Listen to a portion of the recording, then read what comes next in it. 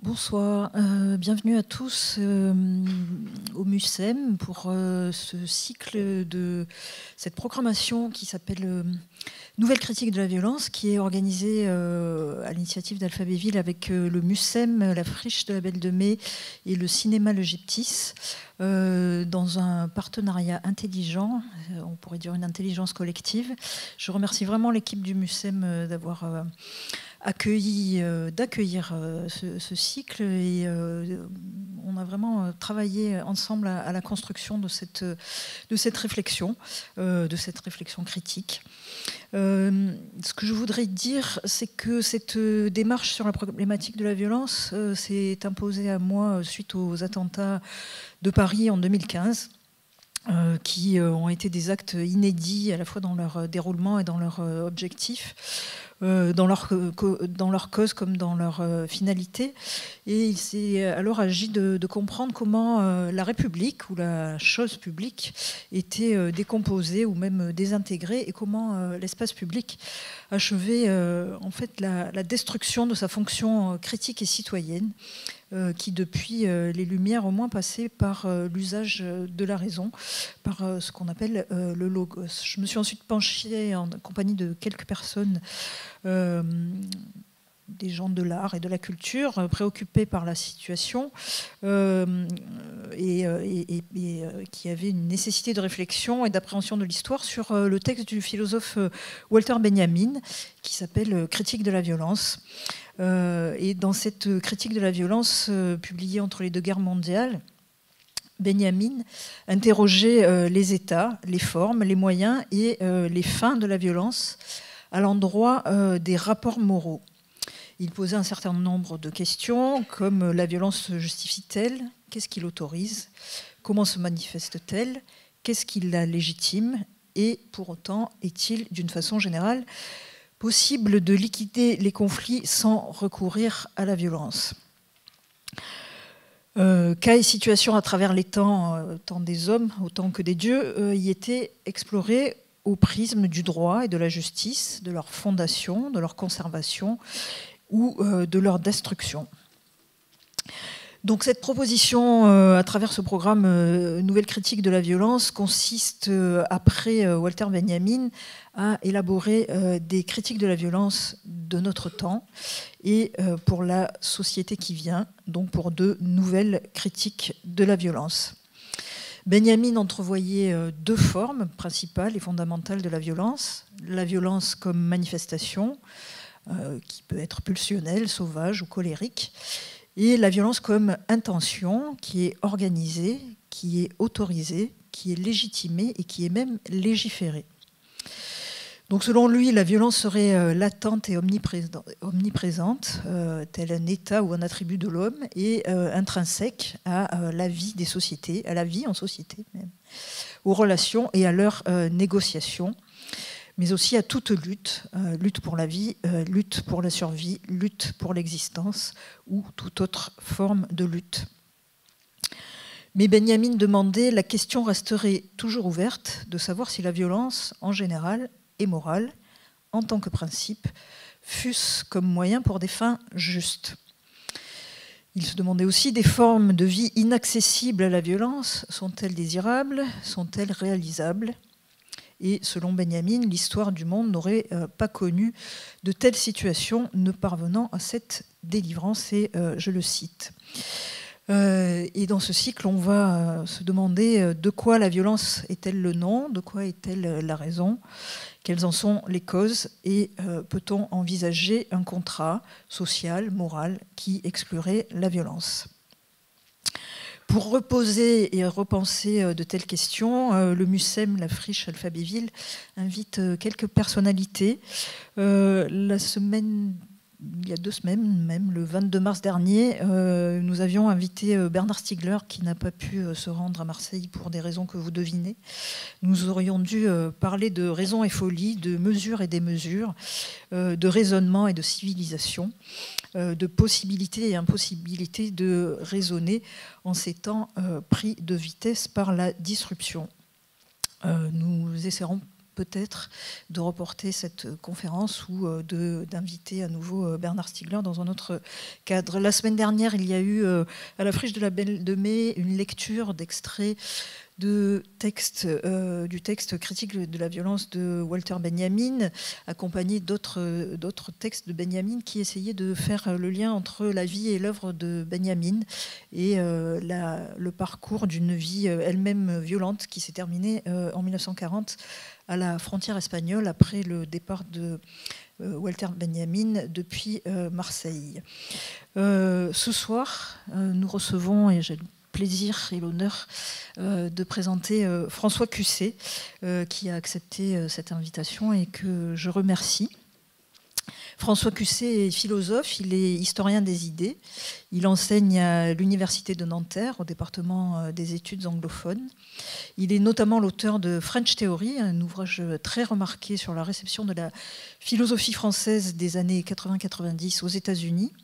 Il est aussi l'auteur de La décennie, paru en 2006, si je ne me trompe pas, qui est un essai sur les mutations intellectuelles, sociales et médiatiques, mais aussi politiques, et les rapports de classe et de domination de la France des années 80. Il a encore écrit le contre-discours de mai sur mai 68. Il faudrait peut-être s'y repencher et y revenir en ce cinquantenaire perturbé, et peut-être à juste titre. Parmi ses ouvrages aussi, 2 fictions publiées aux éditions POL, À l'abri du déclin du monde en 2012 et Les jours et les jours en 2015. En 2016 est publié La droitisation du monde. Et en 2015-2016, François Cusset a mené un séminaire interdisciplinaire et aussi organisé un colloque sur les impensés de la violence, où était abordée notamment la relation de la violence à l'histoire et, si je peux me permettre, à la culture. Ça, c'est mon commentaire, mais vous le confirmerez ou pas. Vient de paraître aux éditions La Découverte ce livre qui est sur la table, qui s'appelle Le déchaînement du monde, sous-titré Logique nouvelle de la violence. C'est une des raisons de cette invitation. Les aspects, les causes et les transformations de la violence, à la fois économique, politique notamment, sa résurgence actuelle, ses liens à l'histoire de la modernité, sa force, sa prégnance, son invisibilité, sa visibilité également, ses manifestations et sa circulation, ses impensés, ou du moins ses informulés, tout comme son inévacuation, c'est ce qui est présenté aussi dans cette conférence, ils sont analysés. Et c'est ce dont il va être certainement traité ici. En tout cas, une grande part d'éléments de ce livre vont être abordés à travers cette conférence, dont le titre est « Une nouvelle énergétique de la violence ». Donc nous avons un temps de conférence et ensuite un temps de discussion. Merci beaucoup et bonne conférence, à tout à l'heure. Merci beaucoup, Colette, pour cette belle introduction. Et merci à vous d'être venus ce soir. Bon, on va parler violence. C'est difficile d'alléger l'atmosphère pour commencer. Mais enfin, elle n'a pas l'air trop lourde, donc tout ira bien. J'ai donc intitulé le laïus, parce que je voudrais qu'après on puisse discuter, une nouvelle énergétique de la violence. Et je voudrais vous proposer, peut-être pas vous convaincre, mais vous proposer une approche justement en termes énergétiques de ces questions brûlantes de violence. Pour comprendre de quoi je parle, on peut peut-être partir de 3 exemples qui sont plutôt des petits exemples, hein, ni génocide, ni attentat terroriste, dans l'actualité française tout à fait récente, c'est-à-dire vraiment des derniers jours. Je ne sais pas si vous avez vu ce qui s'est passé dans un amphithéâtre de la faculté de droit de Montpellier il y a quelques jours, où donc les étudiants qui occupaient cet endroit ont été, j'ai envie de dire, ratonnés en reprenant exprès le terme atroce employé pendant la guerre d'Algérie, parce que c'était effectivement des gros bras fascistes, dont 1 ou 2 enseignants qui ne sont pas allés de main morte et qui ont pu accéder au bâtiment grâce aux doyens de la faculté.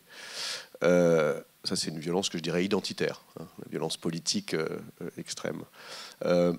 Violence d'État, chose classique, lorsque quelques jours plus tard, les étudiants de Nantes voulant défiler en solidarité avec ceux de Montpellier, se sont vus empêchés par les forces de l'ordre.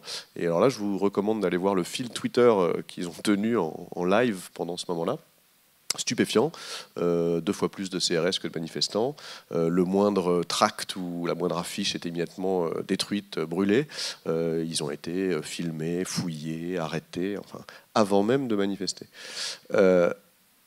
Et puis, plus large, évidemment, cette violence-là, mais tout à fait dans l'actualité.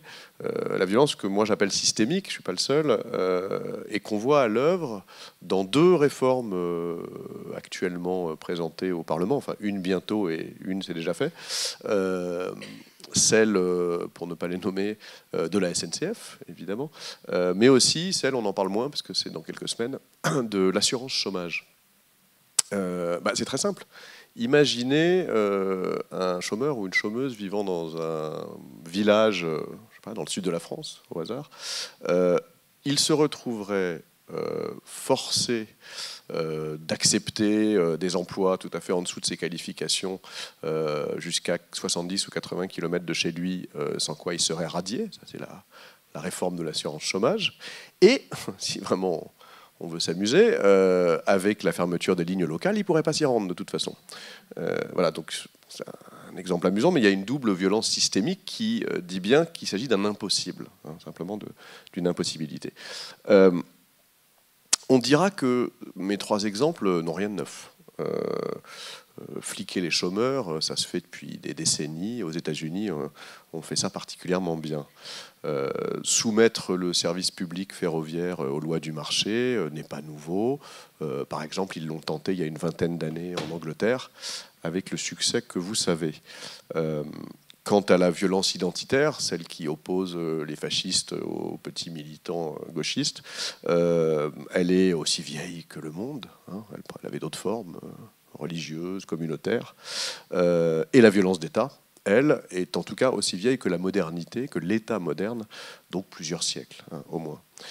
Donc ce n'est pas ces phénomènes-là qui m'intéressent. Ce qui m'intéresse, c'est ce qui les relie entre eux, ce qui les articule entre eux, les effets de contagion de l'un à l'autre, les effets d'ambiance, d'atmosphère.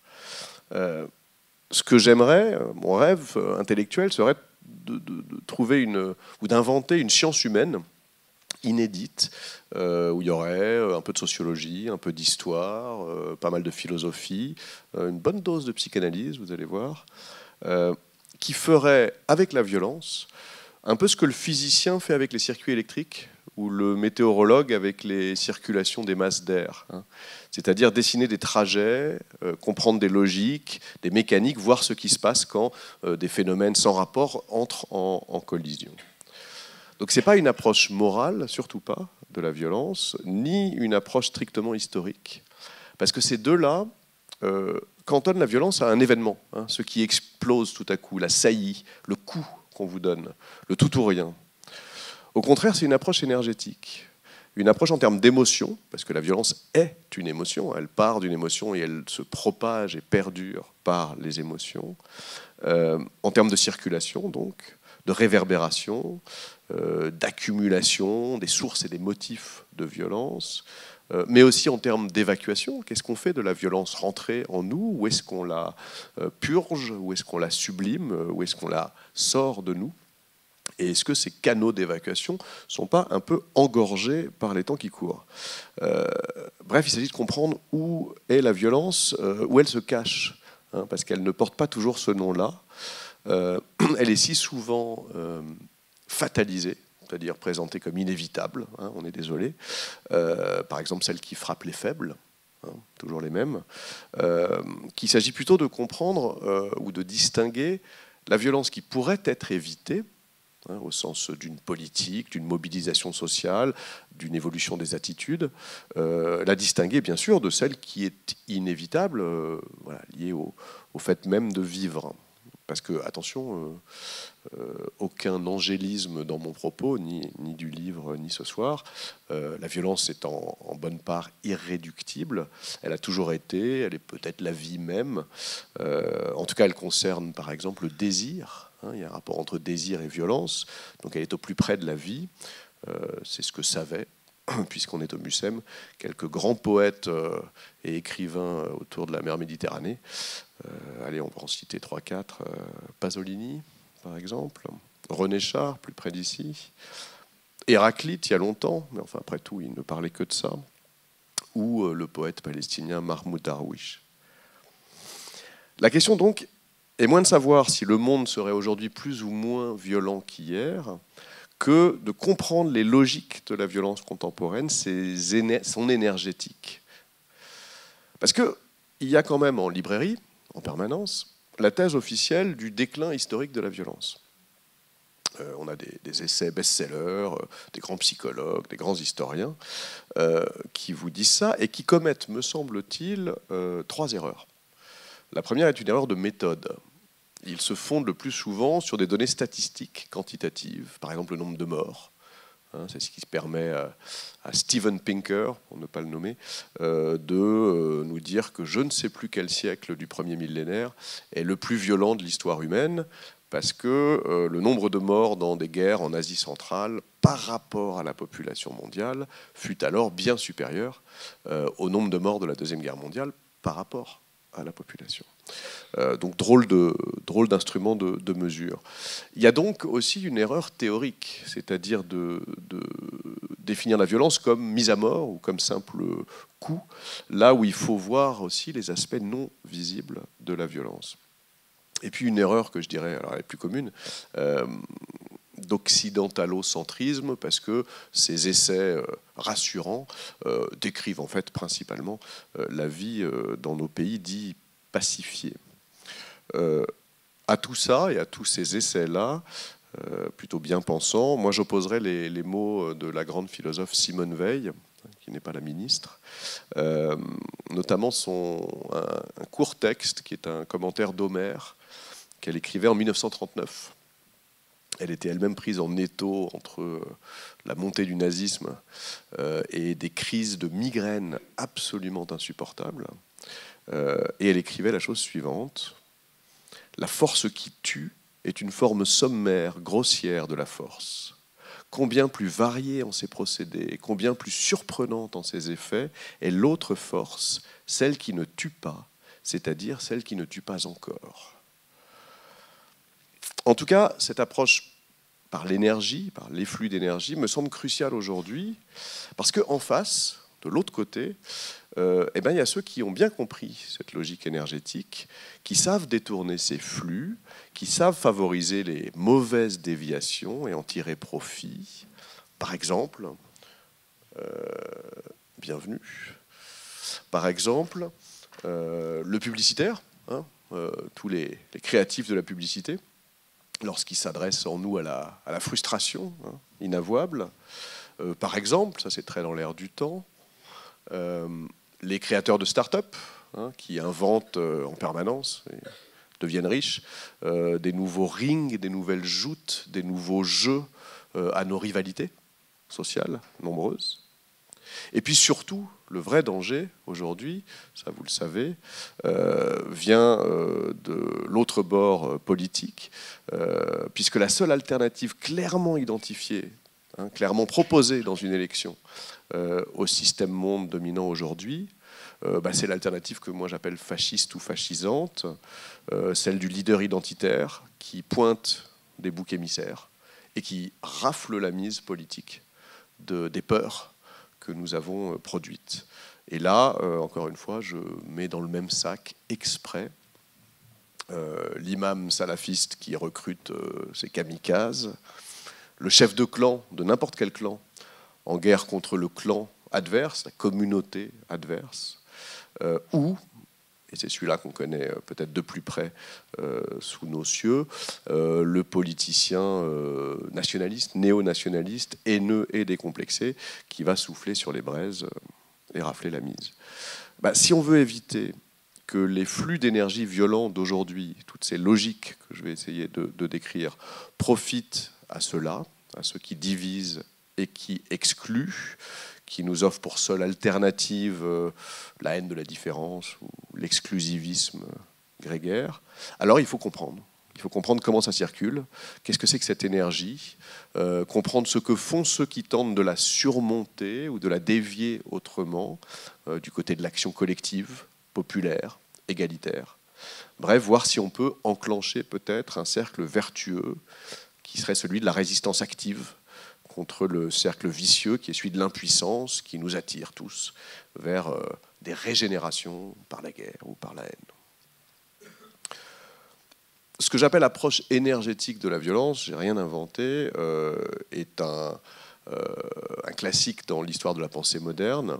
On peut citer quelques noms de gens qui me semblent avoir cette approche très différente, vous allez voir.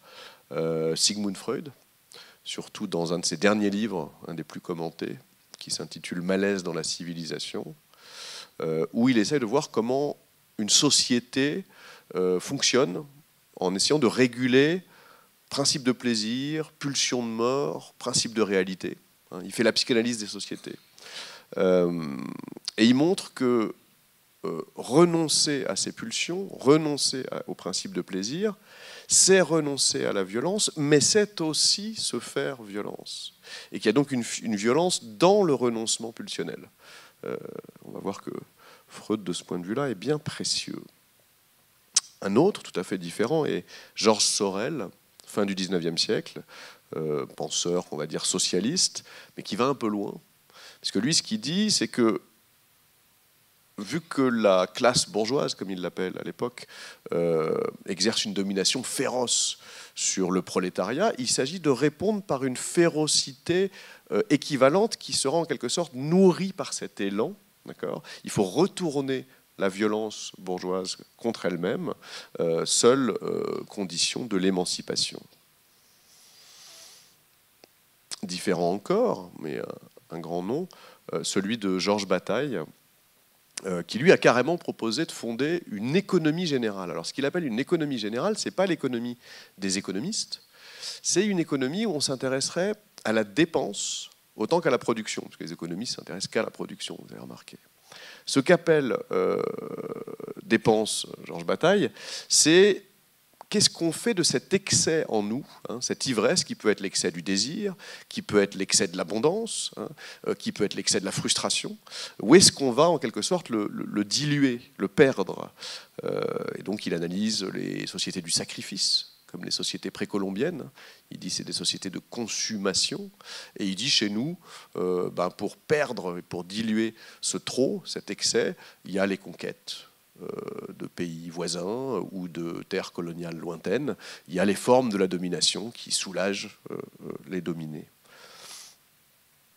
Un autre nom, peut-être moins familier, mais important, celui de Frantz Fanon, psychanalyste martiniquais, enfin psychiatre martiniquais, très engagé dans la guerre d'Algérie. Il est mort juste avant l'indépendance, et qui, lui, décrivait la violence des colonisés lorsqu'ils s'insurge, se soulève contre les colons. Il y voyait une vertu régénératrice. Donc, danger de ce mot, on lui a beaucoup reproché. Il pensait que le seul moyen de créer une communauté sur les ruines de tout lien social, parce que les colonisés sont séparés, écrasés, dévastés, c'est précisément l'exercice d'une violence contrôlée, mais collective, de guerre, de guérilla, de résistance. Et puis, le nom peut-être le plus récent ici, celui de Jean Baudrillard, mort plus récemment, qui est l'un des premiers, il me semble, dans son petit essai qui s'appelle « La société de consommation », tout simplement, à avoir parlé de la violence de la consommation, qui est une drôle de formule, on ne trouve pas ça très violent quand on fait les courses, mais qui s'intéresse justement, alors pour le coup on revient à la psychanalyse, à ce que Lacan appelait le plus de jouir.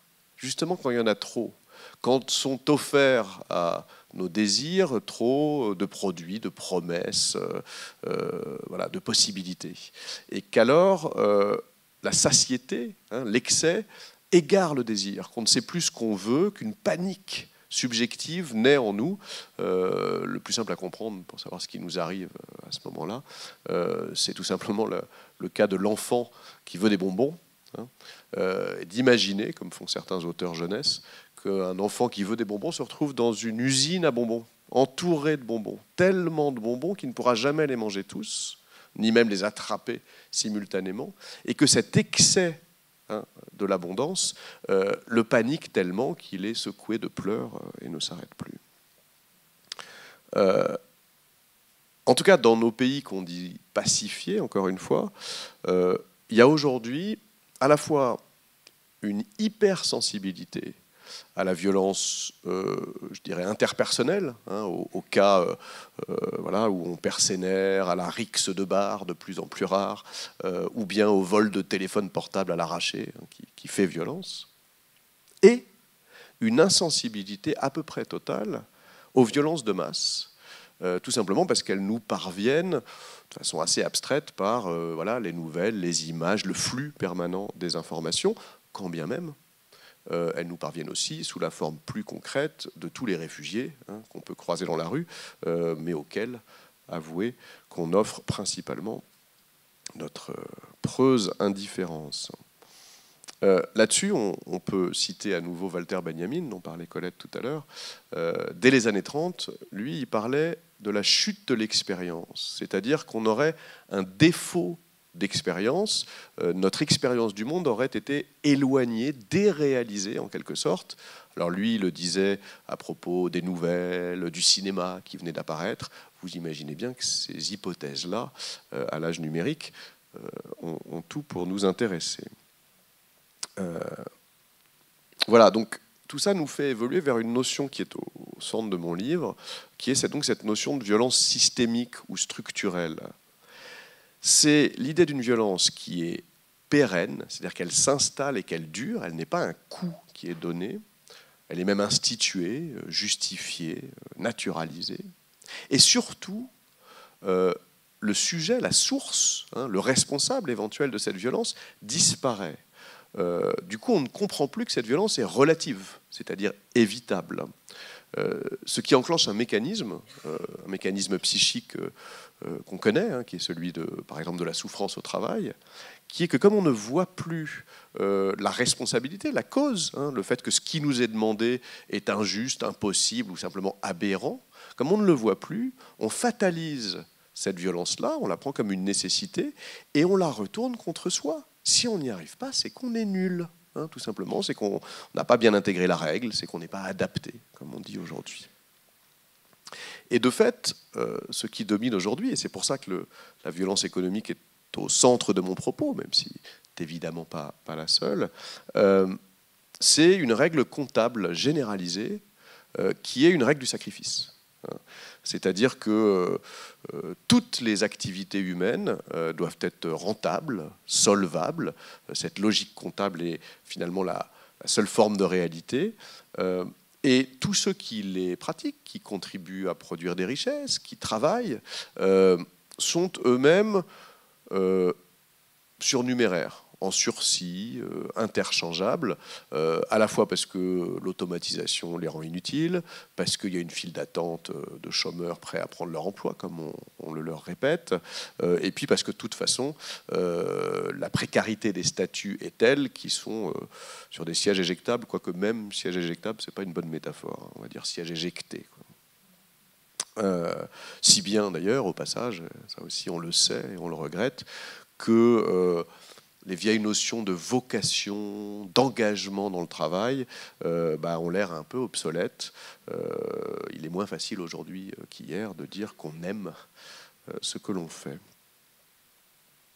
La violence systémique, c'est aussi, alors là, à l'échelle du vaste monde, une hiérarchie implicite, tacitement reconduite, qui est une hiérarchie que moi je dirais impériale, parce qu'elle est héritée des siècles coloniaux, qui ont duré quand même du 15e jusqu'à la fin du 20e, et elle a été prolongée, cette hiérarchie, par l'histoire économique. L'histoire économique, vous savez, c'est surtout des prédations, des confiscations, de l'esclavage, de la défense armée, de la propriété privée, etc. Et la forme très simple prise aujourd'hui par cette hiérarchie systémique, c'est-à-dire non remise en cause, spontanément admise, même si moralement elle nous choque, c'est qu'il existe sur la Terre, on va dire, 3 minorités systématiquement, structurellement discriminées, qui sont tout simplement, et ça fait du monde, les Noirs, hein, partout sur la Terre, qui sont quand même 1,8 milliard. La majorité des musulmans, alors moyennant des phénomènes plus récents, hein, notamment l'islamophobie qui impute les violences du terrorisme à l'islam, et aussi, on les oublie ceux-là, eux ils l'endurent depuis encore plus longtemps, la violence, les peuples autochtones des anciennes colonies, pensez par exemple aux Indiens d'Amérique latine. Alors, ce qui fait que la violence est systémique, c'est aussi que tout ce que je viens de dire trop vite est inscrit dans des règles, dans des lois, ce qui lui donne une dimension d'objectivité, hein, de naturalité, loi qu'on doit tous respecter, bien sûr. Le droit, aujourd'hui, va parfois jusqu'à valider la soumission de la police de la justice à la police. Hein, c'est bien ce que fait l'état d'urgence, qui, comme vous le savez, a été intégré dans le droit commun, sous prétexte de le supprimer il y a quelques mois. Le droit peut aussi, on a vu ça récemment, ça faisait longtemps qu'on n'avait pas vu ça, criminaliser l'action syndicale ou l'action militante en lui imputant une violence qui n'est pas, hein, mais en tout cas en le punissant pénalement, ou encore réprimer ce qu'on appelle le délit de solidarité. Évidemment, il n'est pas dans le code civil, celui-là, ni pénal, mais enfin, demander, par exemple, c'est pas vraiment un local, mais il n'est pas très loin, à Cédric Héroux, fermier dans les Alpes-Maritimes, à la frontière italienne, ce qu'il en pense, lui qui, en un an, a fait, je crois, 6 gardes à vue, 3 grosses amendes, prison avec sursis, etc. Parce qu'il avait donc aidé les réfugiés, les migrants. En tout cas, la violence systémique, ça indique que la violence est fatalisée, que le paradigme qui permet de la penser, c'est le paradigme de l'exception, de l'événement, de la catastrophe en fait, et même de la catastrophe naturelle. On pourrait dire on n'y peut rien, c'est désolant, on va s'en remettre, on va reconstruire, puisque la violence est officiellement et pénalement interdite, moralement disqualifiée, elle n'est donc qu'un accident. C'est ce qu'on a vu avec la violence symbolique au travail. Du coup, puisqu'elle est un accident, on la retourne contre soi. Et ce sont ces dévastations psychiques et nerveuses si typiques de la vie contemporaine. Et puis il y a donc, comme je l'ai dit, et là c'est vraiment à l'échelle du monde, hein, à l'échelle du monde de la mondialisation, cette promesse trompeuse de bonheur que nous fait le capitalisme contemporain, hein, sur tous les écrans du monde, la promesse de la satiété, de l'abondance, qui encore une fois scinde le sujet, panique la subjectivité, égare le désir, et produit peut-être pas toujours de la violence, mais beaucoup de désespoir. Alors attention, si on regarde bien ce que j'entends par violence systémique, on va dire, mais ça ressemble à la violence strictement économique, uniquement à ça. Tout y renvoie, on dirait. Je ne suis pas du tout en train de proposer sous des oripeaux nouveaux une vieille théorie marxiste. Hein. Vous savez que les marxistes étaient connus, en tout cas orthodoxes, pour dire que toutes les superstructures, la politique, l'art, la religion, ce que vous voulez, le sexe, sont toujours à renvoyer à l'infrastructure des rapports économiques qui expliquerait tout. Ça n'est pas du tout mon propos. En revanche, il faut comprendre la violence spécifique de l'économie aujourd'hui, parce qu'elle est faite justement d'impuissance, de haine de soi, de réduction des horizons, de chosification de soi-même dans la consommation, dans le rendement, dans l'objectif à atteindre, et bien sûr, partout, de rivalité généralisée, puisqu'après tout, tout ça est une course dans laquelle il est crucial d'arriver le premier. Donc tout ça a des effets bien au-delà de la sphère économique ou de la part économique de nos vies, des effets sur les haines entre communautés, sur les guerres anciennes ou nouvelles, mais aussi sur la brutalité des vies domestiques, sur les harcèlements moraux de tous les jours, etc., etc. Alors à partir de ces quelques éléments, ce que je voudrais faire simplement, avant qu'on discute, c'est vous faire 3 propositions énergétiques, c'est-à-dire énoncer 3 hypothèses qui sont assez évidentes, elles me semblent de bon sens, sur la violence aujourd'hui, qui sont des hypothèses en termes d'énergie. Et à chacune de ces 3 hypothèses, vous proposez des scènes, des exemples plutôt que des concepts abstraits. Première hypothèse, donc, la violence demeure. C'est-à-dire que la violence s'installe et dure. Ce qui veut dire qu'elle peut flotter, être possible dans l'atmosphère, hanter les mémoires, s'installer dans les règles, dans les structures, et non pas simplement éclater puis disparaître. Les modalités ici intéressantes, c'est celle de la transfusion, de la contagion, de l'influence, comme on parle des esprits quand on fait tourner des tables. C'est toute une logique de circulation dans l'atmosphère. Et en fait, c'est la logique des ambiances. Moi, ce qui m'intéresse dans ce livre, c'est d'essayer de comprendre ce que c'est qu'une ambiance violente. Qu'est-ce que ça veut dire quand il y a une violence dans l'atmosphère, c'est-à-dire qu'elle n'est pas réalisée, mais elle est là. L'atmosphère est électrique, chargée, pénible. Et à l'inverse, je vous garantis que ça existe encore, qu'est-ce que c'est alors qu'une bonne ambiance collective, je veux dire ? Eh bien, on n'a qu'à regarder quelques ambiances, justement. L'ambiance des rues de nos grandes villes, encore une fois, c'est une ambiance d'indifférence obligée. Peut-être même pour survivre, pour courir au travail, puisque les rues en question ne cessent de déployer les signes de cette hiérarchie structurelle du monde, réfugiés, qui s'y accumulent, essayent d'y dormir, de ne pas y être raflés par la police, ou les sans-abri, voilà, la pauvreté socio-économique locale, on va dire. Là, il y a une atmosphère particulière. Moi, il me semble, j'ai essayé de comprendre pourquoi est-ce que, en France, qui est l'une des grandes nations, ou la grande nation au monde, qui accueille le moins de réfugiés. Vraiment. On en a accueilli officiellement 30 000 l'année dernière, c'est-à-dire c'était les demandes d'asile acceptées. Le tout petit Liban en a accueilli 2 millions, la Turquie 4 millions, l'Allemagne 800 000, etc. Pourquoi est-ce que chez nous, où le phénomène est donc si réduit en quelque sorte, où il y a tant d'inhospitalité officielle, il y a pu avoir cette panique de l'invasion, ces politiciens voilà, jouant là-dessus pour valider leur discours de haine, etc.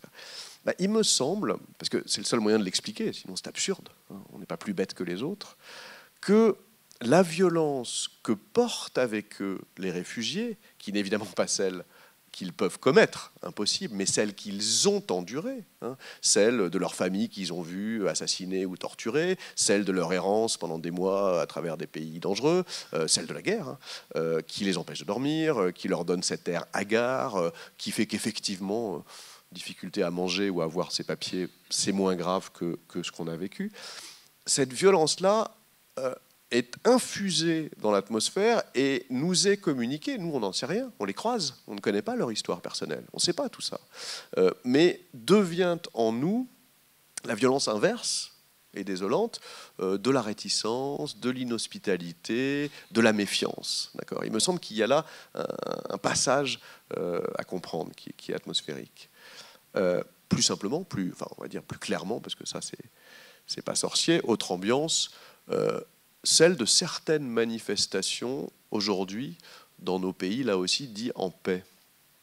J'ai donné l'exemple de la montée des tensions entre les fascistes et les étudiants de gauche, mais l'été dernier, aux États-Unis, en Virginie, il y a eu ce face-à-face effrayant, surréaliste en fait, qu'on n'avait pas vu depuis des décennies, entre les militants de Black Lives Matter, militants noirs contre la brutalité policière qui tue tant d'enfants noirs dès qu'ils sortent un pistolet à eau, et voilà, le Ku Klux Klan ressuscité, des gens en cagoule pointue avec des croix gammées sur la soutane, si j'ose dire. Ça s'est mal terminé.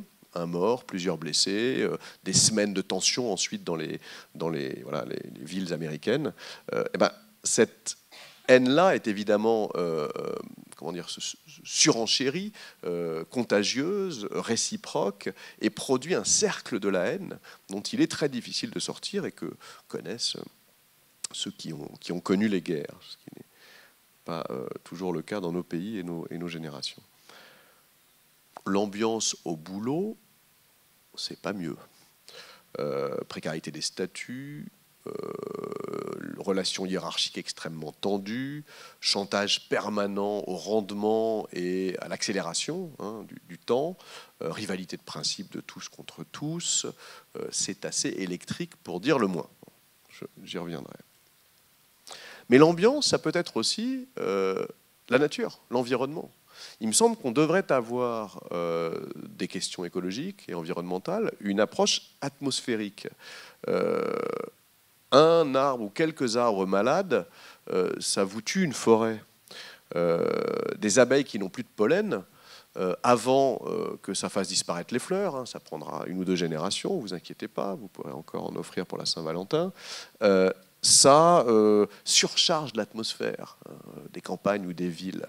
Ou encore, plus simplement, un bon ciel de pollution épais sur une chape comme ça, sur Pékin ou Paris, ça vous plombe une ville et son ambiance effective.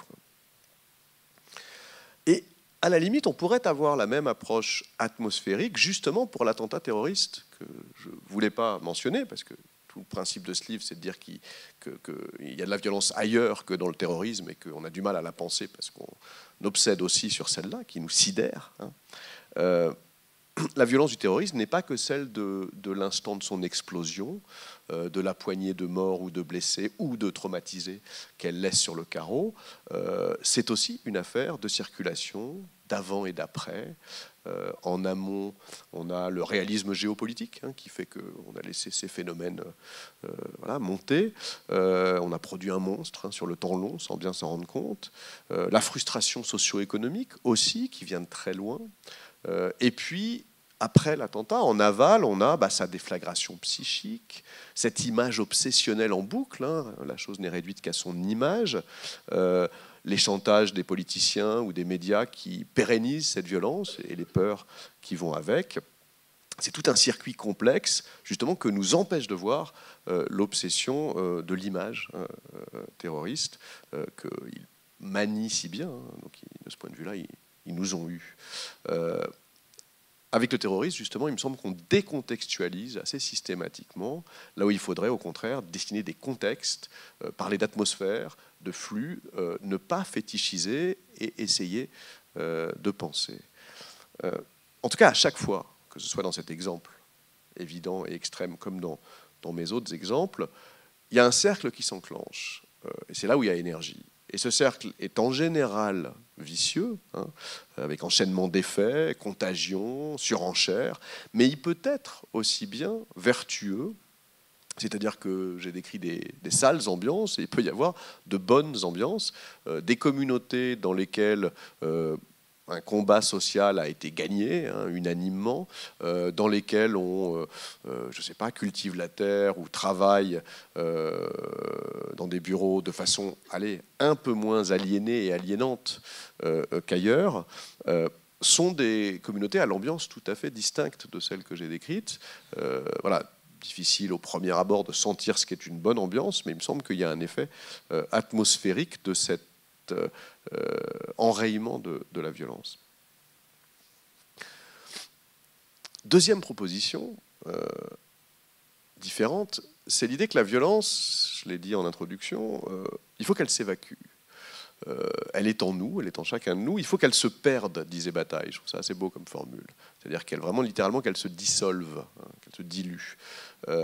Et en général, ça a lieu, ce processus, heureusement, par la représentation, la sublimation, toutes les déviations du corps et de l'âme.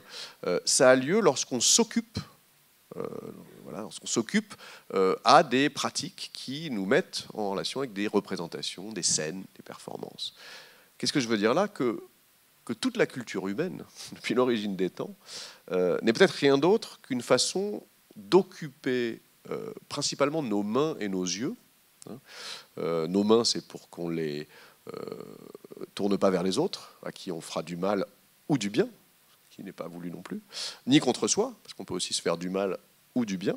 Il s'agit de les occuper, à tenir un téléphone, à lire un livre, à pianoter, et que ces occupations de la culture humaine ont toujours permis, en tout cas ont longtemps permis, de purger nos passions, de représenter en dehors de nous des formes sublimées ou indirectes de la violence qui nous soulageaient pour une bonne part de la violence intérieure. Vous avez reconnu le processus que les Grecs appelaient catharsis, katharos, qu'on peut appeler dérivation, déviation de la violence ou des passions. Alors, je vais prendre 3 exemples très simples, mais qui sont peut-être les 3 grandes modalités justement de la culture, de l'histoire culturelle, enfin en tout cas des pratiques humaines, ça va au-delà de la culture. D'abord, le fait de prendre la parole. C'est moi qui le fais, mais vous pourriez tous le faire.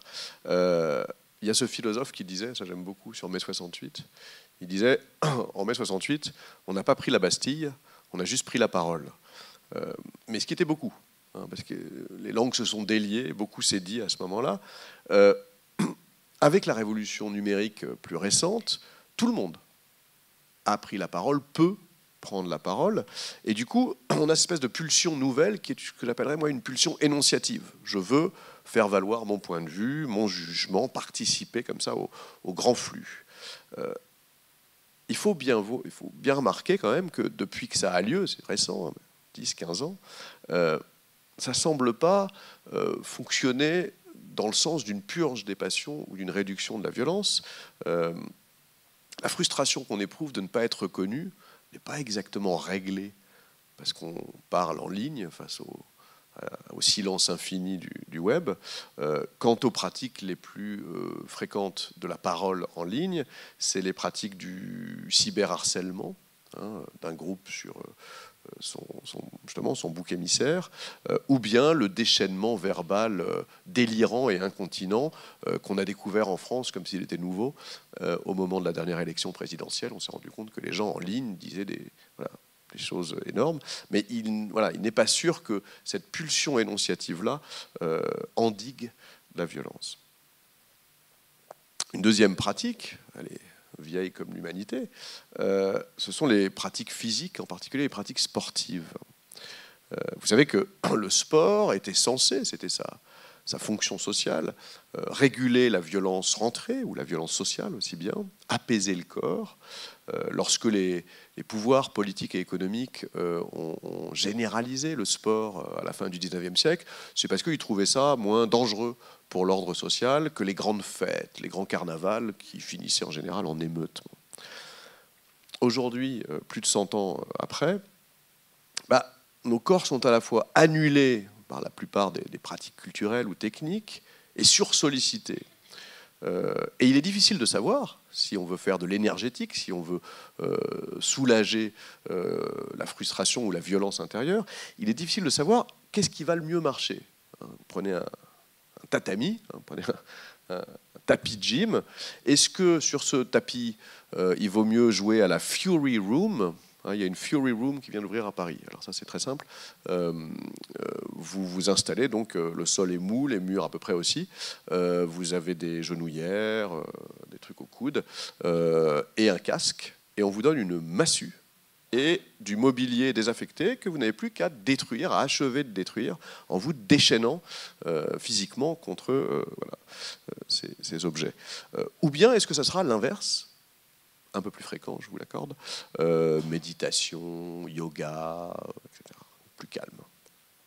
Est-ce que ce sera le fitness transpirant ou un New Age qu'on essaiera pas trop réifier, pas trop marchand? Il n'est pas exclu que ces solutions-là, dès qu'elles sont des options sur un plan de vie, des abonnements payants et tentants, ou des sports multimilliardaires qui sont d'immenses machines commerciales, il n'est pas exclu que ces pratiques reconduisent la violence plus qu'elles ne la régleraient.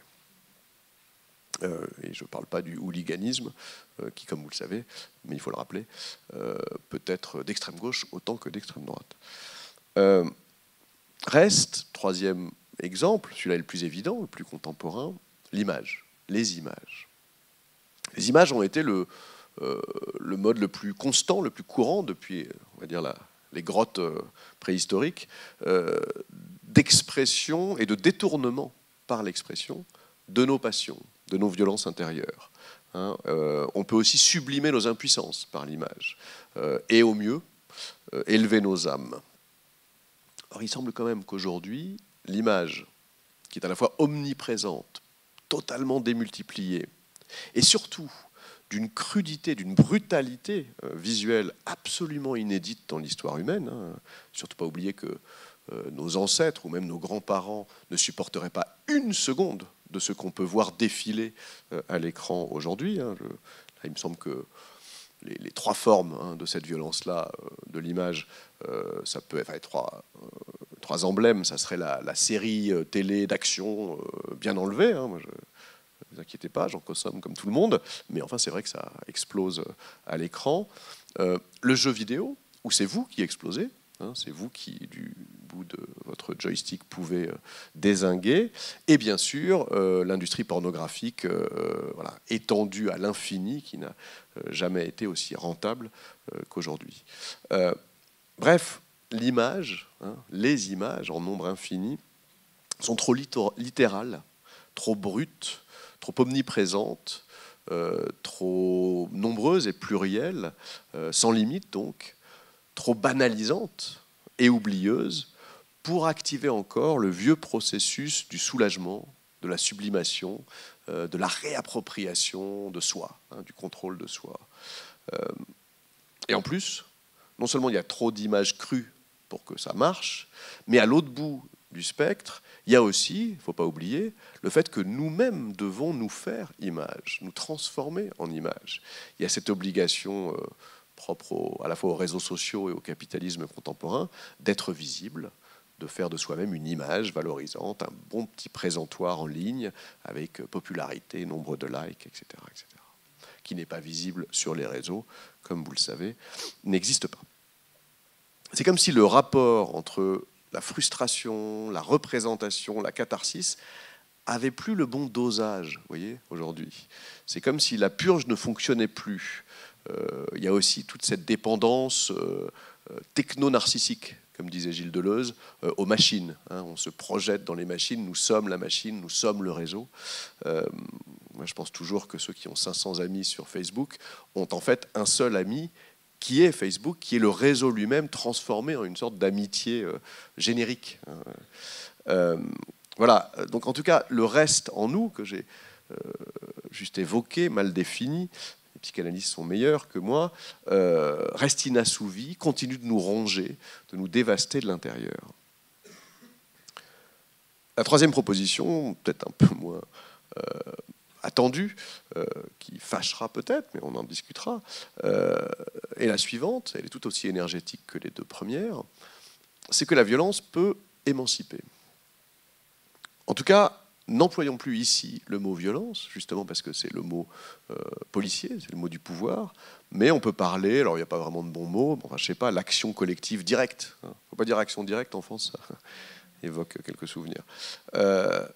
D'abord, évidence historique, mais qu'il est bon de rappeler aujourd'hui, dans toute l'histoire humaine, les grandes avancées en termes de droits, de progrès, d'accomplissement de notre humanité ont toujours eu lieu grâce à la violence ou à un moment de violence dans un processus de mobilisation.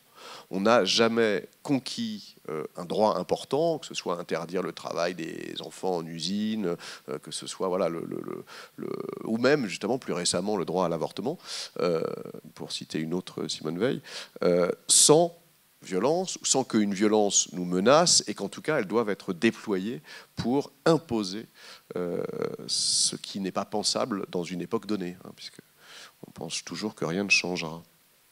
La violence, du coup, à force d'être normalisée, c'est-à-dire à la fois interdite et monopolisée par des structures lointaines, abstraites, il faudrait peut-être la réenvisager. Il faudrait sans doute qu'elle rejoigne la panoplie de nos recours, de nos instruments de contre-pouvoir, de nos armes de résistance. Mais alors, attention, une violence qui ne serait que ponctuelle, stratégique, limitée, pensée dans un processus, et une violence de fait, aujourd'hui, pensée aux aux mobilisations qui ont lieu, aux mouvements sociaux aux quatre coins du monde, qui peut être une violence sur les biens, hein, le sabotage. Hein, c'est un signe des temps que le sabotage fasse aujourd'hui retour, un siècle et demi après les ouvriers du textile anglais qui cassaient les machines pour ne pas travailler. Voilà, ce que j'appelle sabotage, évidemment, va jusqu'au hacking ou même au travail de Wikileaks. Mais ça peut être aussi l'inertie du nombre face à la police, hein, un blocage par la simple inertie des corps agglutinés. Ça prend voilà, beaucoup de formes, de la confrontation jusqu'à des actions plus spécifiques. En tout cas, je dirais qu'il ne faut pas se voiler la face. Il faut appeler un chat un chat. Il me semble qu'on est en guerre, que 3 forces au moins, pour le dire très simplement, veulent notre mort, en tout cas nous écraser, nous faire taire, nous soumettre intégralement.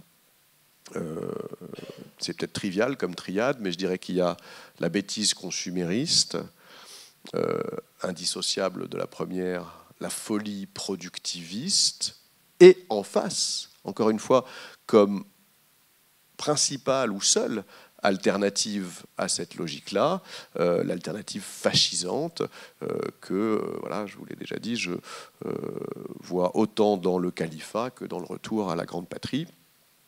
Bref, face à ces forces-là, hein, qu'elles soient celles du système dominant ou du repli sur soi, du repli communautaire ou national, il n'est pas question de tendre l'autre joue, d'opposer juste des mots ou des rêves.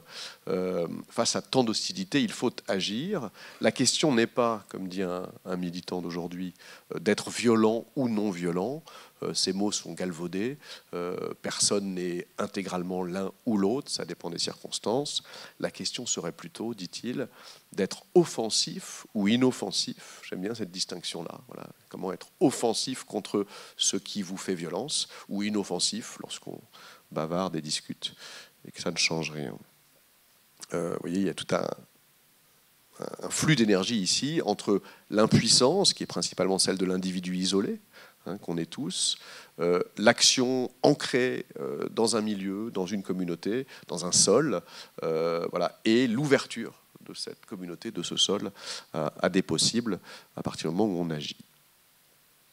Je vais vous donner 3 exemples pour finir, on finira là-dessus, de cette logique de l'action, hein, on ne dit plus violence, émancipatrice. Je vais commencer peut-être par un exemple très inattendu, dont je parle un peu dans le livre. C'est ce qu'on appelle aujourd'hui la violence obstétricale. C'est-à-dire, en fait, l'accouchement contemporain dans nos pays qui est surmédicalisé, hein, parce qu'il s'agit d'éviter évidemment la mort du bébé, et qui fait violence à la plupart des femmes qui accouchent, qu'il s'agisse voilà, différentes procédures, toucher, ouverture du col, expression abdominale, hein, appuyer sur les côtes jusqu'à les briser, ça peut aider, épisiotomie en urgence, péridurale mal dosée, trop ou pas assez, tout ça sans qu'on demande l'avis des femmes concernées. Le président de la Confédération française des gynécologistes dit « de toute façon, elles n'ont pas toute leur tête ». J'apprécierais.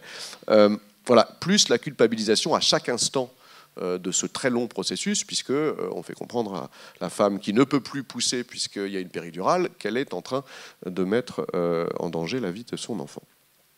Et ben, face à cette confiscation de l'expérience de la maternité, parce que c'est ça que ressentent beaucoup de femmes, hein, dans les témoignages que j'ai lus là pour cette partie-là de l'enquête, il y en a une qui dit, c'est surprenant, ça, elle dit j'avais l'impression d'être une bagnole qu'on fouille pour la réparer, quoi. Voilà, face à ça, il y a aussi des mobilisations, certes plus restreintes que les manifs, voilà, les manifestations qui renversent des dictatures, mais il y en a. Il y a des blogs, il y a des témoignages, il y a des collectifs, il y a des actions de sensibilisation. Il y a des propositions alternatives, encore un peu cher, voire très bobo, d'accoucher chez soi avec un suivi médical. Et puis loin de chez nous, il y a le réseau indigène des pays d'Amérique du Sud. Ça s'appelle exactement le réseau latino-américain pour l'humanisation de la naissance. Ce sont des militantes qui ont réussi à faire inscrire dans la constitution de plusieurs pays, Équateur, je crois, Pérou, enfin, il y a 5 ou 6 pays, ce souci de l'humanisation de la naissance, c'est-à-dire d'équilibrer sécurité de la médecine moderne et pleine participation, comme dans l'accouchement traditionnel. Donc de ne pas pathologiser ce moment-là au prétexte de la sécurité médicale. Deuxième type d'exemple, ça vient de tout ce qui relève justement pas de l'action, mais du commentaire, de la critique, des mots en fait. Il y a une forme d'impuissance ritualisée et collective qui peut être celle de la pétition. Aujourd'hui, on dit pétition virale. Comme vous savez, il y a des algorithmes en ligne qui permettent de les faire circuler viralement. Mais aussi impuissance de la manifestation syndicale à heure fixe, celle qui est décidée et contrôlée par les directions des syndicats qui, aujourd'hui, autre signe des temps, semblent un peu en rupture avec leur base, et tant mieux.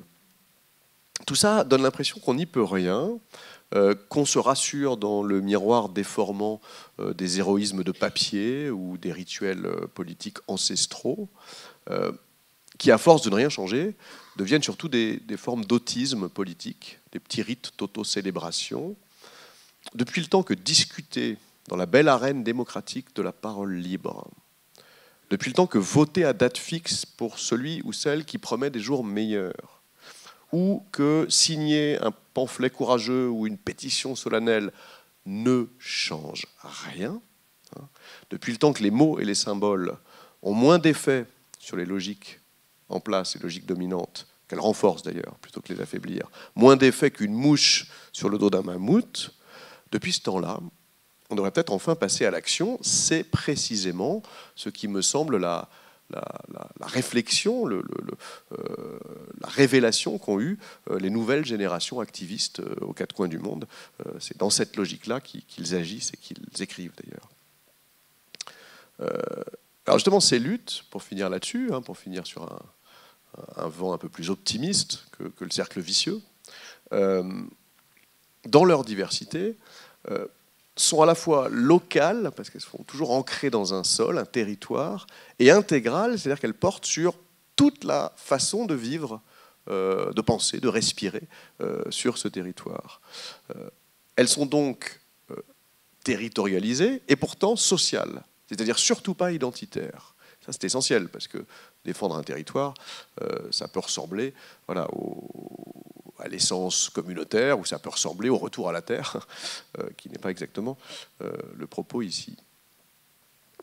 Et ces luttes sont autant liées aux façons de vivre, au quotidien, à la logistique, à toutes ces questions nombreuses de détails, qui ont l'air de détails, mais qui sont cruciales, qu'à la contestation frontale et directe, avec ses armes ou ses stratégies. Ces formes-là de résistance qu'on voit à l'œuvre de Séoul à Athènes, de Rouen à Marseille, du Dakota américain au Val de Suse italien, ou encore du Chiapas mexicain au Rojava kurde, sont toutes une façon de mettre en acte le refus, de produire une contre-violence, c'est-à-dire une insoumission qui ne serait pas seulement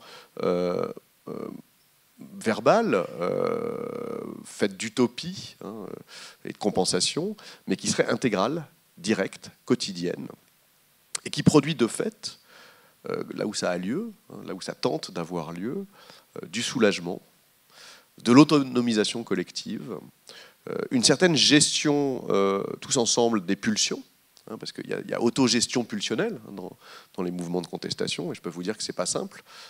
À Notre-Dame-des-Landes, quand il y a une bande de sans-abri avinés qui s'installent là, ce qui est tout à fait dans la logique de cette ZAD, et qu'en fait, non seulement ils n'y font rien, mais ils insultent toutes les femmes qui passent, et détruisent tout ce qu'ils peuvent, ils sont face à cette question de l'autogestion des pulsions, l'autogestion collective, et la règle autrement que par la loi ou la police, qu'ils n'ont pas.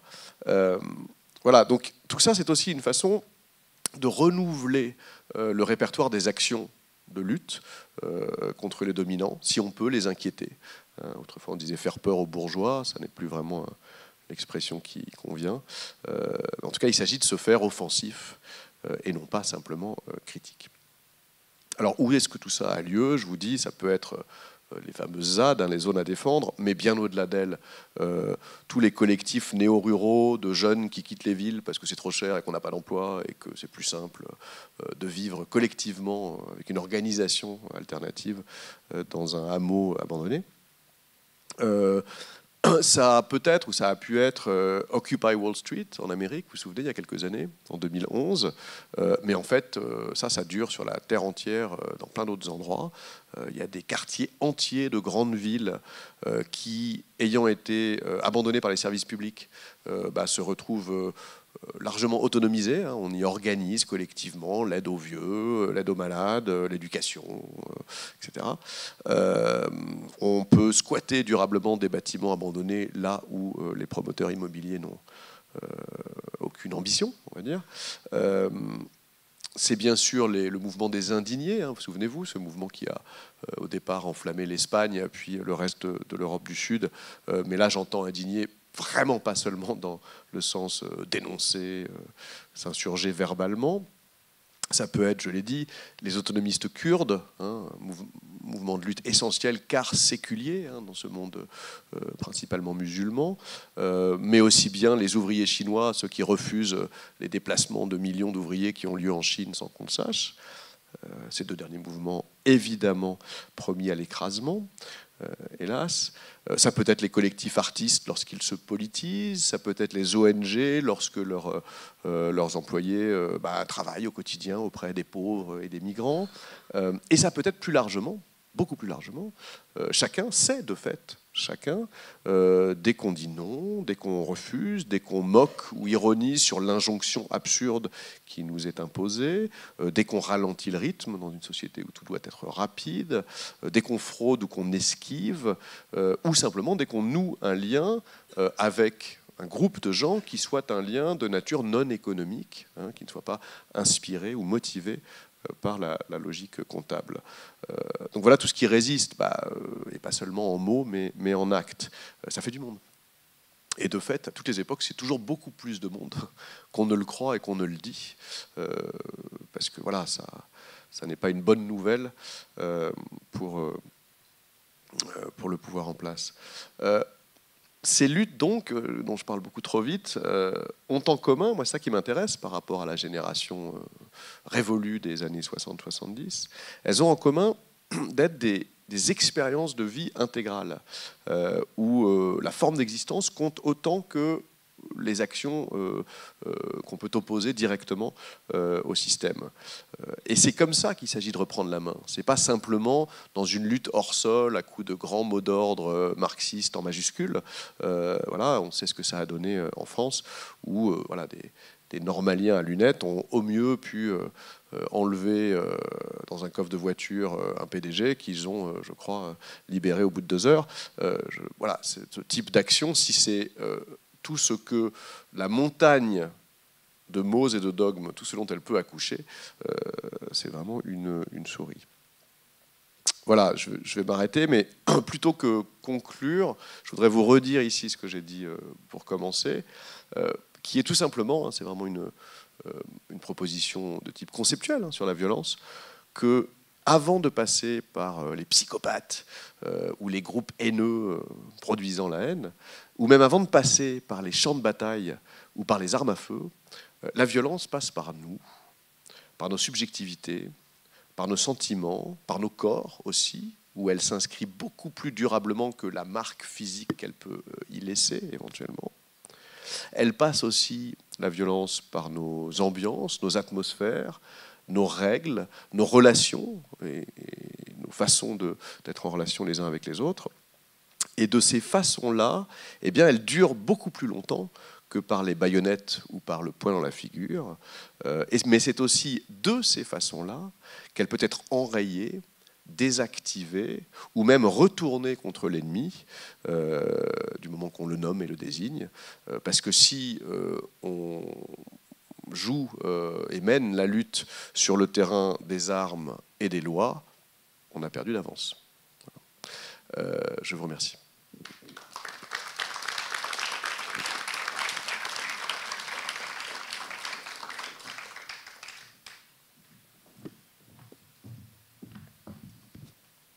Merci beaucoup François Cusset. On a donc un peu de temps pour un échange. Je vais peut-être, moi, avancer une première question, ou souligner peut-être ce qui est cité dans le livre, une phrase de Michel Foucault qui dit que la violence la plus dangereuse est celle qui est rationalisée. Et il me semblait que cette question de l'énergétique était peut-être en contrepoint avec cette rationalisation. Voilà, peut-être vous pouvez en dire quelques mots. Oui, oui, effectivement, on pourrait dire que la violence a ses raisons que la raison n'a pas, pour faire une mauvaise paraphrase. Le point de vue de Foucault là-dessus, c'est qu'effectivement, il y a ce qu'il lui appellerait une rationalité spécifique de la violence, hein, qui n'est pas la rationalité de l'ordre ordinaire, qui n'est pas la rationalité du savoir scientifique, empirique, qui est un autre ordre de raison, en fait, un autre ordre de logique. Quand il dit ça, il dit quelque chose d'évident, qui pour moi est le point de départ de toute réflexion sur la violence, qui est que la violence qui n'est pas rationnelle, qui est donc essentiellement pulsionnelle, on va dire, qui peut être extrêmement dangereuse et donc à éradiquer, qui peut être justement celle du psychopathe ou du malade mental, mais qui est aussi celle de nos passions quotidiennes, de nos peurs, mais aussi de nos désirs. Celle-là n'est évidemment pas celle dont il est question dans ce livre, parce que celle-là est irréductible, va avec la vie et n'est pas un problème en soi. Celle qui ravage, celle qui tue, ou comme dirait Simone Veil, celle qui ne tue pas encore, c'est celle qui est rationnelle. Et voilà. Et je vous rappellerai que il me semble que les deux cas de violence, à la fois les plus extrêmes, les plus crus et les plus rationnels, c'est-à-dire rationalisés du XXe siècle, sont deux génocides. Celui des Juifs par les nazis, et au Rwanda, celui des Tutsis par les Hutus, hein, qui clôt en quelque sorte le XXe siècle, 1994. Pourquoi ? Parce que on retient de ces deux phénomènes extrêmes, absolutisés, à la fois des images d'une crudité insoutenable, hein, que ce soit les charniers des camps ouverts ou les massacres à la machette toute la journée au Rwanda, et en même temps, les historiens nous montrent que ces phénomènes n'ont pu avoir lieu que par une extrême rationalisation des procédures, de la justification d'ensemble, de la propagande à la radio au Rwanda ou par tous les moyens existants dans l'ordre nazi avec ses lois anti-juives. Moyennant aussi un effacement des traces, une dissimulation généralisée des signes, qui sont de l'hyper-rationalité. Donc, c'est une évidence, la plus grande violence atteinte dans l'histoire humaine l'a été par des projets hyper rationnels. Donc il me semble que la violence non rationnelle, pulsionnelle, est toujours à moindre échelle, sauf celle de l'ouragan. Enfin, vous avez remarqué que la catastrophe naturelle qui fait violence, on peut peut-être l'imputer à un dérèglement climatique qui, lui, vient d'une activité tout à fait rationnelle, même si elle est devenue un peu hystérique, qui est celle de l'économie capitaliste, etc. Bon, mais voilà, violence pulsionnelle à échelle à la fois incontrôlable et réduite, mais qui peut donner aussi un massacre, un pugilat, une rixe, une bataille entre bandes. Il paraît que là, il y a quelques mois, dans une cité de la banlieue parisienne, il y a eu vraiment deux bandes face à face, avec quelques armes à feu, avec des barres de fer. Bon, cette logique-là d'affrontement à mort, beaucoup plus courante autrefois, c'est vrai, existe encore, est regrettable, il faut tout faire pour l'éviter, mais le plus dangereux de la violence n'est pas là. Voilà ce que je dis. Autre violence qui est citée même en début du livre, la violence révolutionnaire, qui elle aussi est une forme d'énergie, mais qui est aussi une violence organisée, sinon la révolution n'a pas lieu. Violence révolutionnaire dont parlait aussi déjà Benjamin, et qui est une force de renversement et de transformation de l'histoire. Oui, alors, le problème de la violence révolutionnaire, c'est que ce mot hérisse immédiatement tout le monde, et ceux qui ont quelques souvenirs historiques, parce qu'effectivement, c'est l'expérience soviétique, ce qui est devenu la révolution russe de 1917, une fois que Lénine a pu gagner la guerre civile et que Staline l'a remplacé, c'est effectivement une forme de violence instituée, c'est-à-dire de violence justifiée par une fin, une finalité, qui serait la dictature du prolétariat, l'État communiste, etc. C'est la fameuse formule, la fin justifie les moyens. On a réduit la violence révolutionnaire à cette logique-là. La vérité est à la fois plus simple et plus compliquée. Plus compliquée parce que la fin justifie les moyens, on ne le pense pas pendant qu'une révolution a lieu. Pendant qu'une révolution a lieu, qu'est-ce qui se passe? Il se passe un chaos social, il se passe un danger permanent de répression, d'être abattu ou emprisonné, il se passe un affrontement. Donc on n'est pas en train de théoriser jusqu'où peut aller la violence. Et du coup, plus simple, parce qu'il me semble que cette logique collective, parce qu'elle est vraiment collective, de l'action directe, contestataire, peut être contrôlée. Le problème, c'est quand elle est détournée. C'est vraiment ce que l'histoire, enfin les historiens de la Révolution russe qui montrent bien, c'est que la première phase de violence révolutionnaire, c'est la phase des soviets. C'est-à-dire, c'est la phase où, dans toutes les villes et les villages, on monte des conseils auxquels participe tout le monde. C'est-à-dire, en fait, les ouvriers, les paysans et les soldats. C'est à peu près les 9/10 de la population russe. Et ces soviets, de fait, on va dire, gèrent collectivement la violence. Alors, bien sûr qu'elle a lieu, bien sûr que la guerre civile a été terrible, jusqu'à ces cas d'anthropophagie, de massacre de civils complètement injustes. Voilà. Mais il y a cette prise de contrôle collectif sur les excès de cette violence. Et puis, l'État bolchevique, alors, les anticommunistes disent au bout de quelques semaines, les nostalgiques disent au bout de quelques années, hein, moi je ne sais pas, je ne me prononce pas, mais au bout d'un moment, on sait que l'État bolchevique supprime ces soviets, enfin en fait, les maintient, mais ils n'existent plus, c'est juste une couverture, et prend le pouvoir. Et donc il y a un pouvoir d'État qui va devenir, comme on le sait, la police politique, les purges staliniennes, enfin la dictature, le totalitarisme soviétique. Voilà. Donc là, on n'est plus dans la violence révolutionnaire, on est dans la violence d'État.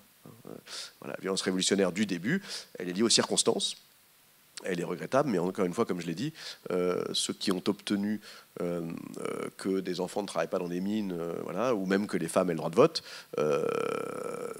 l'ont fait peut-être pas par une violence révolutionnaire, mais si quand même, par des actes de révolte, d'opposition frontale, courageux, au péril de leur vie, voilà.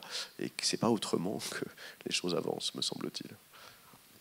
En tout cas, merci pour cette proposition conceptuelle d'énergétique de la violence. C'est vraiment à ce niveau-là qu'on avait envisagé de proposer ce cycle, donc ça nourrit notre volonté.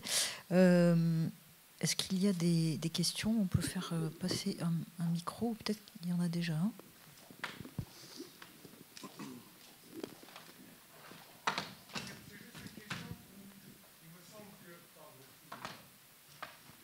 Non, mais si vous voulez, on vous entend en même temps. Bonsoir. Merci pour votre exposé. J'aurais aimé revenir sur ce que vous avez dit à propos de Fanon. Je pense que la pensée de Fanon s'est établie en 3 phases. C'est-à-dire qu'il a exposé que les peuples opprimés d'abord recherchent le droit, notamment demandent leur droit au travers des institutions internationales, qui bien entendu, étant à la solde des pays conquérants, ne va pas répondre favorablement ou vont les enfariner. Qu'ensuite, on assiste en général à un repli identitaire qu'il appelle folklorique, avec la nostalgie du passé avant c'était mieux, etc., qui ne porte pas naturellement davantage de fruits pour la libération des peuples, et qu'ensuite, il y a une émancipation qui ne peut voir le jour qu'au travers d'une violence organisée, institutionnelle, un peu ce que vous avez appelé la violence révolutionnaire, et qui aboutit, dans les meilleurs des cas, à l'indépendance. À la différence de tous les mouvements que vous avez mentionnés à la fin, ces mouvements, ils ont tous tendance à surgir, avoir une espèce d'apogée et retomber comme des soufflets. Et il semblerait, enfin en tout cas je pose cette question, que ce qui manque, c'est la véritable radicalité qu'on a pu voir dans ces mouvements d'indépendance, peut-être à l'époque de la tricontinentale, où c'était quasiment mondial, ce désir d'émancipation. Alors que là, oui, il n'y a pas vraiment de convergence, il n'y a pas vraiment, enfin, il y a une radicalité, mais elle n'est pas aussi évidente que ça, ou alors le pouvoir actuel est plus puissant, je ne sais pas. Quelle différence faites-vous dans cette époque qui a abouti, même si après il y a une néocolonisation, et puis aujourd'hui?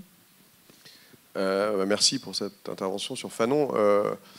Le dossier colonial ou décolonial est évidemment pas clos du tout. On est en plein dedans. Hein.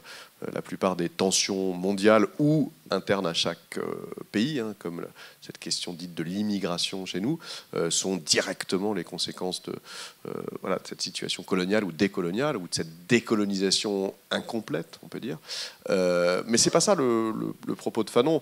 Moi déjà, quand je pense à Fanon, je pense toujours au cauchemar de Fanon, c'est-à-dire à quel point il se retourne dans sa tombe, ne cesse de s'y retourner, il en a des crampes et des courbatures, devant ce qu'est devenu très peu de temps après sa mort, hein, puisqu'il est mort début 62, par exemple, le mouvement national algérien, hein, qui s'appelle FLN pendant la guerre, puis qui devient un mouvement national.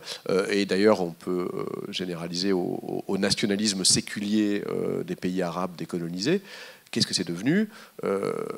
Assez vite, parti unique, dictature militaire, minorité écartée, ou bien minorité locale qu'on continue d'opprimer comme s'il s'agissait de prolonger cette espèce de soulagement cathartique sur une minorité du cru.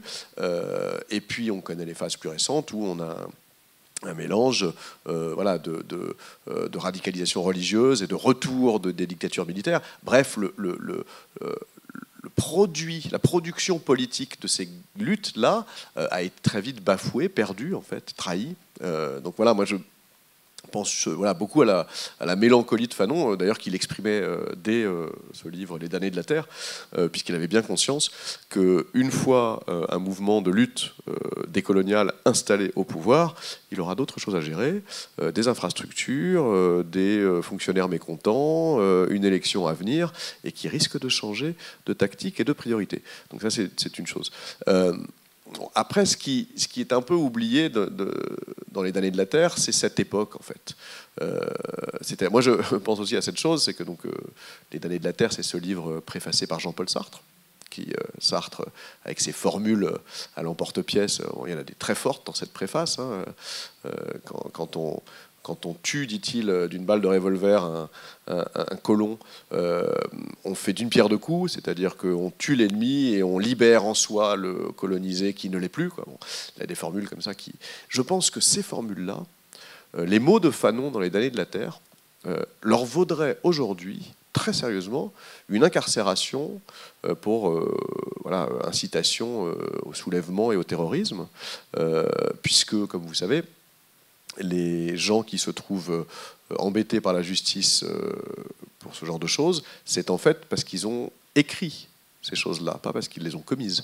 Vous voyez ce qui est arrivé au groupe de Tarnac qui passe finalement en jugement, pas pour terrorisme, donc ça ira, ou encore à Jean-Marc Rouillant, hein, ancien d'Action Directe, qui a eu le malheur de donner une interview, ça lui a valu une punition. Et il me semble que le débat sur la violence dans les années 50-60, au moment des guerres décoloniales, très peu de temps après la Deuxième Guerre mondiale, par des gens comme Fanon ou Sartre, était tout autre que celui d'aujourd'hui. Et ce qui s'y disait alors n'est tout simplement pas audible aujourd'hui, parce que soit le café du commerce, les gens vont vous casser la gueule parce que ce que vous dites est insoutenable, et c'est de l'incitation à la haine, soit vous serez carrément traîné en justice. Donc c'est ça qu'il faut replacer. Parce qu'après, les mots de Fanon sont des mots d'une finesse incroyable, hein, c'est-à-dire qu'il explique que la violence est d'abord contrôle sur soi, et que pour qu'un groupe opprimé structurellement, historiquement, de toujours, hein, comme les colonisés, les anciens esclaves, retrouve un contrôle collectif sur soi, ça passe, dit-il, par la patience du couteau. Drôle d'expression, hein. Donc on ne sait pas trop ce que c'est. Est-ce que ça veut dire rester dans son coin avec son couteau prêt à attaquer, donc cette espèce de vigilance, hein, qui n'est pas du tout un déchaînement de pulsions, pour le coup, qui est quelque chose de réfléchi. Est-ce que c'est les tactiques collectives qu'il faut mettre en place pour attaquer et tuer l'ennemi ?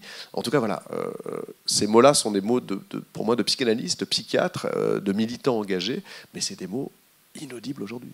C'est vraiment ça. Donc moi, je recommande à tout le monde de relire Les damnés de la Terre, et surtout ce premier chapitre qui s'appelle « De la violence », tout simplement.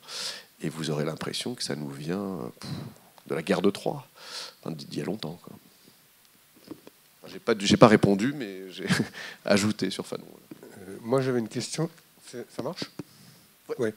J'ai un fils qui a presque 30 ans et qui me dit, vous, c'était bien parce que vous saviez contre qui, pourquoi vous vous battiez. Bon, génération 60, 70, etc. Lui disant, c'est morcelé, c'est éparpillé partout et on ne sait pas, il n'y a plus d'adresse. Un petit peu comme le défouloir possible sur Facebook ou Twitter ou je ne sais pas. Il n'y a plus d'adresse, c'est-à-dire qu'il y a une espèce de matelas à la fois mou et dur où il n'y a pas d'interlocuteur réel. Il n'y en a plus. Je dirais éventuellement, avant, on avait, je sais pas, le patron qui habitait à 10 km, on pouvait toujours aller voir comment il se portait ou lui dire quelque chose. Là, il n'y en a plus. C'est d'un anonymat à peu près complet. Et que ça, c'est une vraie question. C'est un des effets abstraits et réels de la mondialisation aussi. C'est aussi un des effets du fait que la France n'est plus maître chez elle comme elle l'était dans ses colonies, enfin, etc. etc. Voilà, moi ça me paraît quelque chose de nouveau, et où les révolutions passées ne me semblent pas être un modèle à reproduire. J'avais autre chose à dire, mais je ne sais plus, donc c'est pas grave. Non, mais c'est déjà très intéressant. Dans le livre, je donne l'exemple connu aussi du pouvoir des actionnaires aujourd'hui. Ça va exactement dans le sens de ce que vous dites. Lorsque les actionnaires, on ne sait pas ce que c'est, cette entité, se trouvent justement dans cette mécanique, dans cette rationalité de la violence, directement responsable de la faillite d'un pays entier, d'un énorme plan social, de la dévaluation d'une devise, enfin je ne sais pas, avec les conséquences en chaîne qu'on peut imaginer. Sauf que, c'est qui les actionnaires? Et quand on va voir dans le détail, on se rend compte que les actionnaires, ça peut être des millions, pas des milliers, des millions de petits porteurs américains ou anglais, surtout américains, qui sont en fait des gens qui ont cotisé pour leur retraite par des fonds de pension qui eux-mêmes investissaient sur des titres volatiles, sur des choses qui rapportent. Vous allez vraiment pouvoir imputer la faillite d'un pays avec les violences sociales que ça produit aux retraités de Floride, qui n'en savent rien. Tout le problème du système capitaliste contemporain tel qu'il fonctionne, c'est précisément qu'il efface dans ces mécanismes toute imputation possible, toute responsabilité, tout sujet de violence ou de domination possible. En vérité, il y a un sujet. En vérité, il y a une entreprise, qu'elle soit gérée par des managers ou par des propriétaires, elle a une politique, elle a des comptes à rendre, des individus la dirigent, qui pour ça reçoivent un salaire conséquent.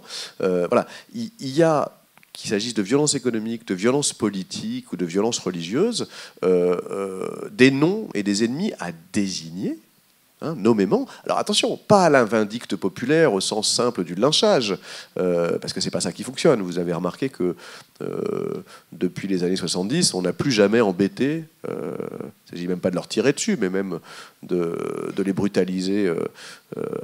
On n'a plus jamais embêté qu'on appelle ça, un investisseur, un banquier, un investisseur en bourse, un PDG de multinationale. Ce sont des gens qu'on n'embête pas, qu'on n'embête plus. Pourtant, encore une fois, voilà des individus identifiables. Donc c'est un signe des temps, c'est-à-dire que pourquoi on les embête pas? Parce qu'on les imagine interchangeables de toute façon. Eux-mêmes sont sur des sièges éjectables, aussi bien payés soient-ils. Donc à quoi bon les embêter? Donc on a incorporé avec trop de zèle, il me semble, et trop de docilité, cette logique du remplacement général qui dilue à l'infini les responsabilités et qui fait que ce qui nous arrive sans cause. Il y a un autre exemple intéressant là-dessus.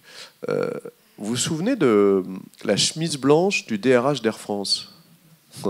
Voilà, j'en parle aussi dans mon bouquin parce que cet exemple est intéressant. Alors, pourquoi je dis ça? Parce que évidemment, le DRH d'Air France a un nom, une carrière, un salaire, et que lorsqu'il s'est trouvé, le malheureux, effectivement, pris à partie par quelques éléments un peu énervés voilà, du syndicat d'Air France qui lui ont arraché la chemise et qu'il a du coup escaladé une grille pour échapper pas au lynchage, pas à la mise à mort, mais enfin à une explication un peu musclée.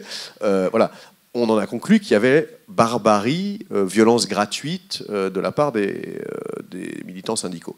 Là aussi, regardez l'effet de l'image, regardez comment sont construites les responsabilités médiatiques. Il y avait bien sûr, comme toujours avec nos petits téléphones, des vidéos montrant cette scène. Ces vidéos ne montraient pas ce qui se passait avant ni après. Ces vidéos, a fortiori, ne montraient pas les vies dévastées pour très longtemps des 3000 familles, des 3000 employés que le plan social mettait dehors. Voilà. Et ces vidéos ne montraient pas non plus, bon, mais là on va pas faire ce serait de la démagogie idiote, c'est pas mon idée, le salaire à 6 ou 7 chiffres du DRH d'Air France. Moi j'ai envie de dire un peu méchamment, avec une sorte de respect pour cet individu courageux, qu'après tout, ça fait partie des risques du métier. Donc voilà, mais plus sérieusement, lorsqu'a eu lieu ce geste-là, pour une fois sur un individu nommé, qui avait un nom et un visage, eh ben on s'est dit, voilà, les gens se trompent, ils imputent à tort leur malheur et la violence qui leur est faite à quelqu'un qui a un nom, alors qu'en fait, c'est le système, on n'y peut rien, le transport aérien face à la concurrence ne peut pas faire autrement que nanana. Mais non, mais non. Le transport aérien a des dirigeants qui prennent des décisions en leur âme et conscience, à plein de niveaux, à plein d'échelles, ou qui se font les relais zélés des décisions prises encore au-dessus. Voilà. Donc, à cette échelle-là de l'entreprise, on peut tout à fait pointer du doigt. Bon, encore une fois, il vaut mieux éviter les lynchages et la vindicte populaire, mais surtout pas nous raconter que la violence systémique, personne ne l'exerce. Si. Beaucoup plus qu'on ne le croit, voilà, y compris ceux qui en sont encore une fois les médiateurs, les relais. Donc c'est pas au sommet de la hiérarchie, hein. C'est ce qu'on peut faire sans le savoir. Mais effectivement, les jeunes, parce que vous faites partie de là d'aujourd'hui, ont tendance, leur réflexe, c'est de dire vous aviez un ennemi. Ça s'appelait la bourgeoisie, B majuscule, l'État, E majuscule, le capital, C majuscule. Ça tient plus, c'est des héros un peu mythiques. Ils n'ont pas tort. Ils sont malins, les jeunes d'aujourd'hui. Ils ont bien compris qu'on jouait à une sorte de jeu de chevalerie, hein, où on avait voilà, mis des capitales à des entités abstraites et que ça faisait une belle joute, et que la vérité est plus complexe. Ils ont tout à fait raison.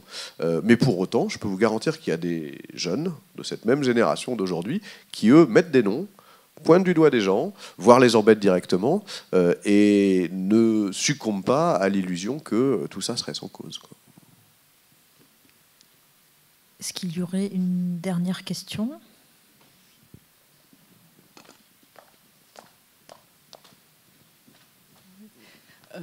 Moi, je voulais, parce qu'on est à Marseille, et en gros, il y a pratiquement 2 morts par mois dans les cités.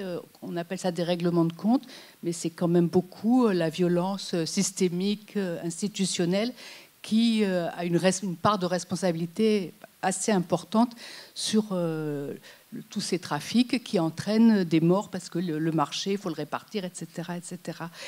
Et on pourrait presque dire, mais je ne le dirais pas, mais que ça fait partie des réponses, en tout cas à la violence. Mais la réponse, c'est pas de la résistance, c'est de l'accablement parce que ça met plein de familles, parce que ça chiffre à force. Ça fait des années que ça dure et ça fait des dizaines de morts qui ont tous des familles, des parents, des amis et tout ça. Ça accable complètement tous les quartiers nord de Marseille dans une tristesse. Enfin, on n'arrive pas à faire de la résistance face à ça puisque les gens sont accablés de douleur et on sent aucune solidarité de personnes. Bon, je ne parle même pas du maire de Marseille, encore moins du président de la République, du ministre. Il n'y a aucune manifestation pour se plaindre. Il y a des petites marches blanches de temps en temps qui descendent la Canebière avec strictement que les habitants des cités et personne d'autre, et de l'ensemble des citoyens soi-disant patentés de la ville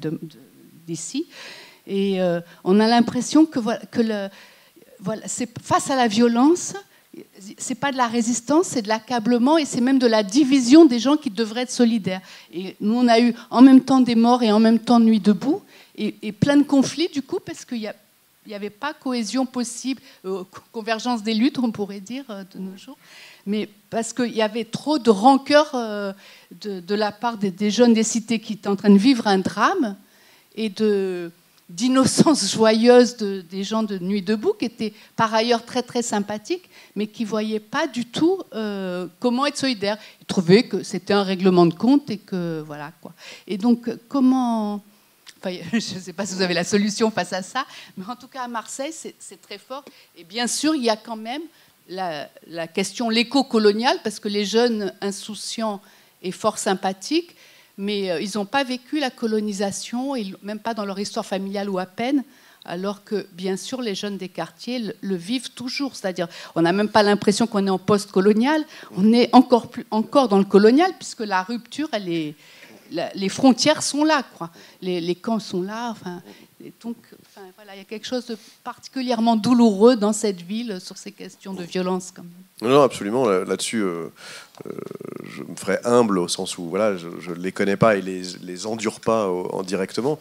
Ce qui est sûr, comme vous le dites, c'est-à-dire qu'est-ce qu'on peut opposer à ça? Parce qu'évidemment, à la loi injuste, on peut opposer une autre loi. Au président impopulaire, on oppose la manifestation. Mais au fusil mitrailleur, on ne peut rien opposer d'autre que le fusil mitrailleur, que de fait, les gens n'ont pas. Hein, parce que Donald Trump vous répondrait, eh ben, vous avez qu'à armer les Marseillais. Hein, c'est ce qu'il vous répondrait.